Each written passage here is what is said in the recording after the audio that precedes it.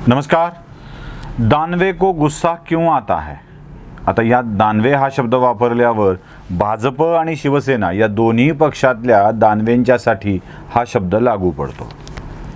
भाजपच्या दानवेंनी म्हणजे केंद्रीय राज्यमंत्री रावसाहेब दानवेंनी आपल्या जिल्ह्यात पत्रकार परिषद घेतली आणि आडवे तिडवे प्रश्न विचारणाऱ्या पत्रकारांना पुढे रेस्ट हाऊसवर बोलवून दमबाजी केली असा पत्रकारांनीच आरोप केला आहे। त्याबाबत तिथल्या जाफराबाद पोलीस ठाण्यामध्ये तक्रार अर्ज देखील दाखल झाला आहे। अजून गुन्हा दाखल नाही आहे, ती व्हायची शक्यता देखील कमी आहे, कारण केंद्रीय मंत्र्यांच्या विरोधात कोण गुन्हा दाखल करणार। आधीच कार्यालयात गेलं म्हणून काही पोलीस सस्पेंड झाले होते, आता गुन्हा दाखल करण्याची प्रक्रिया कशी होईल?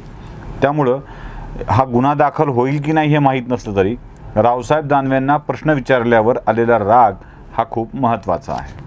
आपल्याला आज रावसाहेब दानवेंच्यावरती बोलायचं नाही आहे, आपल्याला दुसऱ्या दानवेंच्या म्हणजे सेनेतल्या दानवेंच्यावरती बोलायचं आहे। सेनेतल्या दानवेंनी काल जो औरंगाबादेत पराक्रम केला तो खूपच महत्त्वाचा आहे। अर्थात दानवेंची ही कृती जशी मान्य करण्यासारखी असणार नाही तशी ती अगदीच वाईट होती असंही नाही, कारण औरंगाबादमधल्या रिक्षा चालकांचा जो बेमुरवतखोरपणा वाढलेला आहे, वाहतुकीचे नियम न पाळता ज्या पद्धतीनं रिक्षा चालक जातात त्याला पायबंद घालणं आवश्यक आहे। पण हा पायबंद गृह विभागानं वाहतूक शाखेनं घातला पाहिजे, पण तो सत्तेत असलेल्या पक्षाचे आमदार घालण्याचा प्रयत्न करत आहेत। अंबादास दानवेंनी क्रांती चौकातल्या ट्रॅफिकचं नियमन करताना चक्क एका रिक्षावाल्याच्या थोबाडीत मारली आहे।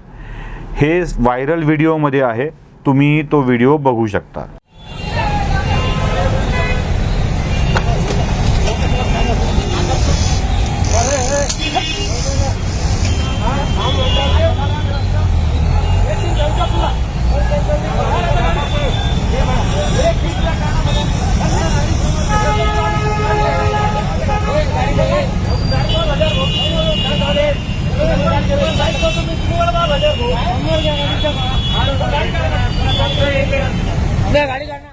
यात तुम्हाला अंबादास दानवे स्पष्टपणे रिक्षा चालकाच्या थोबाडीत मारताना दिसत आहेत। आमदार असलेले, विधान परिषदेचे सदस्य असलेले दानवे वाहतूक पोलिसांच्या मदतीला येऊन वाहतूक सुरळीत करू लागले, ही गोष्ट जेवढी चांगली तितकीच ती रिक्षा चालकाला देखील जाब विचारला ही देखील चांगली। पण अंबादास दानवेंनी रिक्षा चालकाच्या थोबाडीत मारून आपण दंड करू शकतो, आपण शासन करू शकतो हे रुजवण्याचा प्रयत्न केला आहे। मुळात शिवसेनेची ही स्टाईल असते असं सांगितलं जातं, मनसेची खळखट्याक स्टाईल आहे, फोडून तोडून मारून सांगितलं जातं, तसं शिवसेनेची बडवून हाणून मारून सांगण्याची पद्धत आहे असं देखील बोललं जातं। अर्थात याचं समर्थन करताना अनेक जण अंबादास दानवेंनी योग्यच केलं असंही म्हणतात, कारण ती शिवसेनेची स्टाईल आहे। शिवसेनेची हीच दबाव टाकून मारून सांगणे ही स्टाईल असेल तर भविष्य काळात प्रत्येकाने छोट्या छोट्या चुकांसाठी शिवसैनिकांच्या हातचा प्रसाद खाण्यासाठी सज्ज व्हावं लागेल। अगदी तसा मार आता हे सांगितलं, हे दाखवलं म्हणून मलाही कदाचित खावा लागेल, होऊ शकतं, कारण शिवसेनेची जी स्टाईल आहे, शिवसेनेचा विरोध अशा स्वरूपाचा असतो। शिवसेनेचा विरोध अशा स्वरूपाचा असतो हे अनेक उदाहरणावरून स्पष्ट झालेलं आहे। विदर्भातल्या एका आमदारांनी हरिभक्तीपरायण माणसाला दिलेल्या शिव्या आपण अनुभवलेल्या आहेत। पंढरपुरामधले शिवसेनेच्या कार्यकर्त्यांनी एका भाजपच्या कार्यकर्त्याला साडी पांघरून बांगड्या घालून गेलेली मारहाण आपण पाहिलेली आहे। मुंबईमध्ये एका निवृत्त नौदलातील अधिकाऱ्याला कशा स्वरूपाची मारहाण झाली होती हे देखील आपण अनुभवलं आहे। त्यामुळे शिवसेनेच्या बाबतीत हे वेगळं काही नाही आहे आणि त्यातल्या त्यात शिवसेनेचे विश्वप्रवक्ते संजय राऊत यांनी तर आम्ही सर्टिफाईड गुंडे असल्याचं सांगितलं आहे। त्यामुळं असे सर्टिफाईड गुंडे असल्याच्या सांगणाऱ्या प्रवक्त्यांच्या पक्षातल्या एखाद्या आमदारानं अशा स्वरूपाची मारहाण करणं अजिबात गैर नाही आहे। आता लोकांनीच याची सवय लावून घ्यायला हवी। खरं तर अंबादास दानवे यांच्या या एकमेव कृतीमुळं आपण असं बोलतोय असं अजिबात नाही आहे। यापूर्वीही अंबादास दानवेंनी अशा स्वरूपाची कृती केलेली आहे।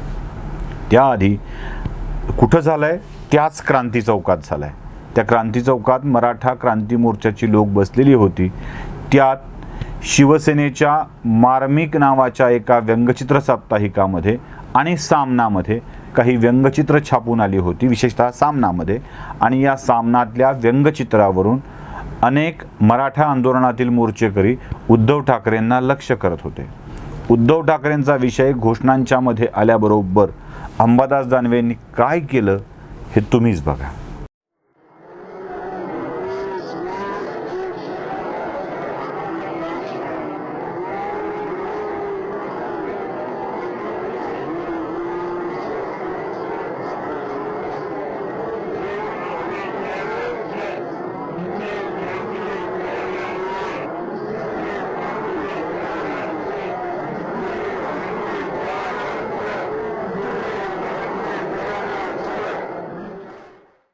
रिक्षा चालकाला हाताने मारलाय तर मराठा आंदोलकाला लाथाने मारलं होतं.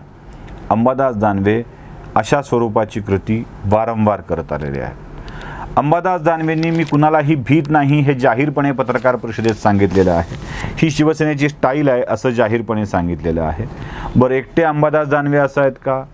अंबादास दानवे ज्यांना भीत नाही त्या चंद्रकांत खैरेने देखील वाळूजमध्ये तहसीलदार मुंडलोड यांनी अतिक्रमणाच्या विरोधात कारवाई करत असताना त्यांनाही अशा स्वरूपाची धक्काबुक्की आणि मारहाण केली होती. तो गुन्हाही चंद्रकांत खैरेंच्यावरती दाखल झालेला आहे. शिवसेनेतील हे असे स्वरूपाचे नेते, अंबादास दानवे काय, चंद्रकांत खैरे काय, यांची ही कृती ही धाकदपटशा जमवणारी आहे, आपली भीती दाखवायला लावणारी आहे आणि म्हणूनच याबाबत आक्षेप व्यक्त करावा वाटतो.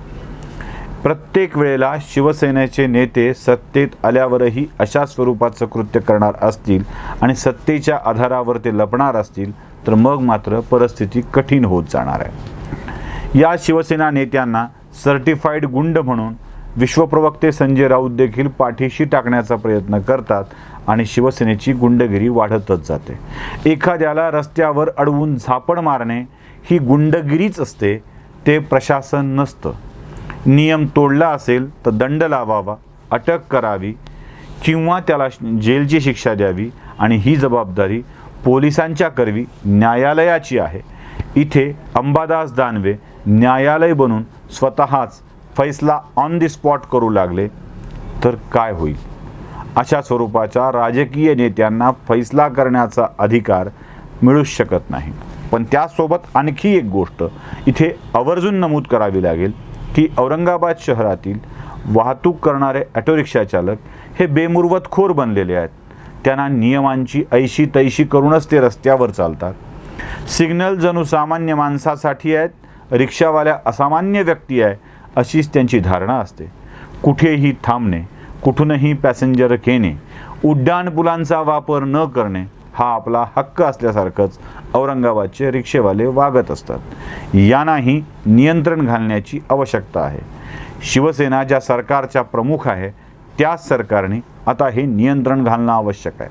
आपल्या सरकारचं हे अपयश डोळ्यासमोर येऊ नये यासाठी आमदारच जर शिक्षा देऊ लागले तर काय करायचं हाच एक प्रश्न पडतो. आणि त्यासोबत मोठा प्रश्न असा पडतो की अंबादास दानवे को इतना गुस्सा बार बार क्यों आता है. नमस्कार.